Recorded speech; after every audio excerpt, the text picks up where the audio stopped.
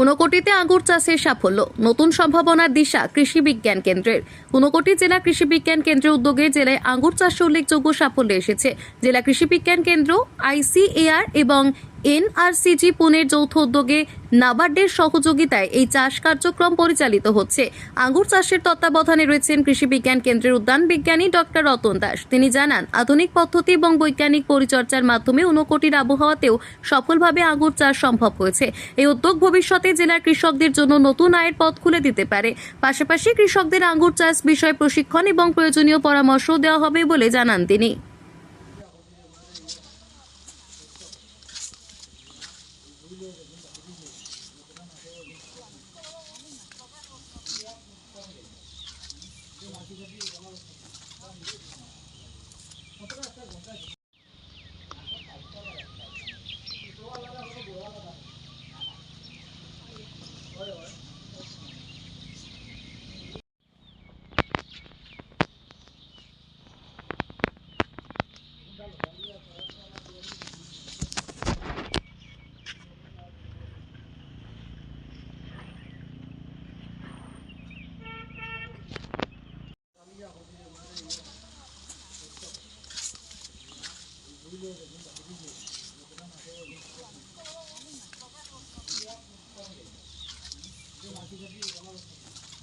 ত্রিপুরা রাজ্যে তো নর্মালি আঙ্গুর চাষ হয় না, যদিও 2002 সালে ঊনকোটি মডেল সন্তৈল মডেল অর্চার্ডে তো তৎকালীন অ্যাসিস্ট্যান্ট ডাইরেক্টর শ্রী প্রতাপচন্দ্র দাসের তত্ত্বাবধানে আঙ্গুর চাষের একটা পরিকল্পনা শুরু হয়, কিন্তু তা টক আঙ্গুর রূপে প্রতিফলিত হয়।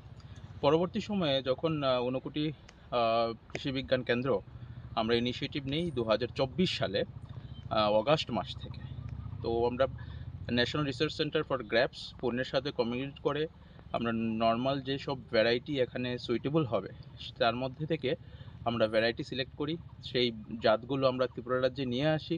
তৎসঙ্গে নাবার্ড আমাদের সহযোগিতা করেছে, আর ন্যাশনাল ডাইরেক্টরেট অফ হর্টিকালচার আমাদের ফান্ডিং করেছেন। তা থেকে আমরা বিভিন্ন জাতকে আমরা ট্রায়াল দিয়ে দেখা যায় যে একটা জাত খুব ভালো পারফর্ম করছে, কিন্তু মিষ্টতা বর্ধন করার জন্য আমরা ডিফারেন্ট ট্রিটমেন্ট, আমরা টোটাল 8 রকমের ট্রিটমেন্ট আমরা দিয়ে থাকি।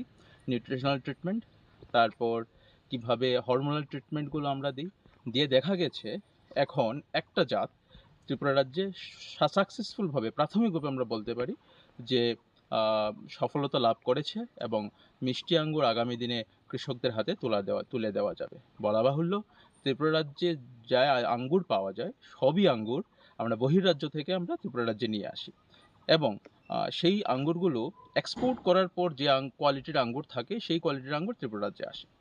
কিন্তু আমরা আশা করি আগামী দিনে ত্রিপুরায় ফলিত আঙ্গুরই ত্রিপুরাবাসী থালে যাওয়ার একটা পরিকল্পনা আমাদের রয়েছে। তৎসঙ্গে আরও বলা যায় যে আগামী দিনে আমরা এই রিসার্চ কন্টিনিউ করছি, নাবার্ড আমাদের ফান্ডিং দিচ্ছে। 18টা জাত আরও আমরা ত্রিপুরা রাজ্যে নিয়ে আসছি, সেগুলো আমরা ট্রায়াল করব।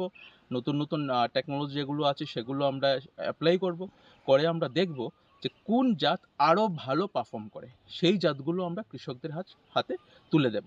এই যে জাত আমরা দেখতে পাচ্ছি, এই জাত মধ্যে যে অ্যান্থোসায়ানিন কন্টেন্ট, যেটা অ্যান্টি কার্সিনোজেনিক, পৃথিবীতে যত আঙ্গুর আছে সেই আঙ্গুরের মধ্যে সবচেয়ে বেশি পরিমাণে অ্যান্থোসায়ানিন পাওয়া যায়।